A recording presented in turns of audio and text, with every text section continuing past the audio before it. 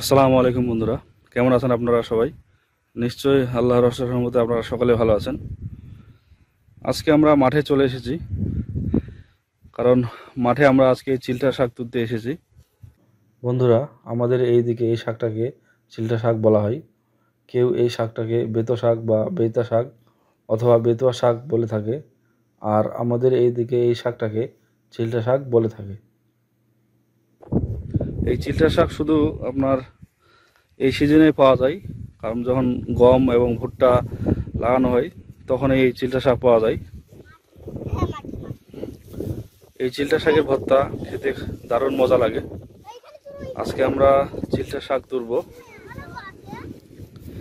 আমাদের মাঠে এখন আপনার গম এবং ভুট্টা চারপাশে লাগানো হয়েছে। এবার ভুট্টার সংখ্যায় বেশি, গম খুব কম। এই যে দেখতে পাচ্ছেন, ভুট্টা বাড়িতে আপনার প্রচুর চিলটা শাক হয়েছে।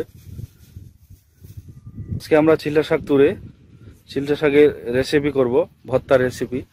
আপনারা সম্পূর্ণ ভিডিওটি দেখবেন। চিলটা শাকের ভর্তার রেসিপি দারুণ মজা হবে, তাই আপনারা সম্পূর্ণ ভিডিওটি দেখবেন। আশা করি ভালো লাগবে।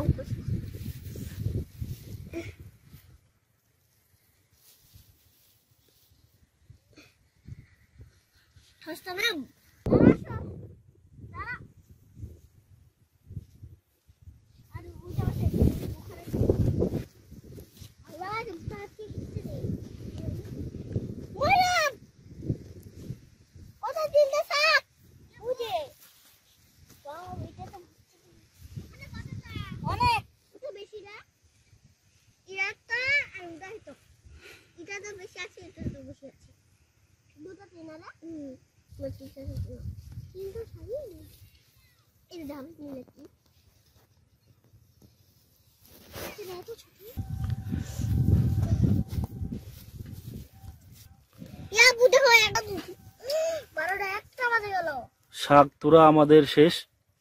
এখন আমরা বাড়িতে নিয়ে গিয়ে পরিষ্কার করব। পরিষ্কার করে চিলটা শাকের ভর্তার রেসিপি দেখাবো, তো আপনারা সম্পূর্ণ ভিডিওটি দেখবেন।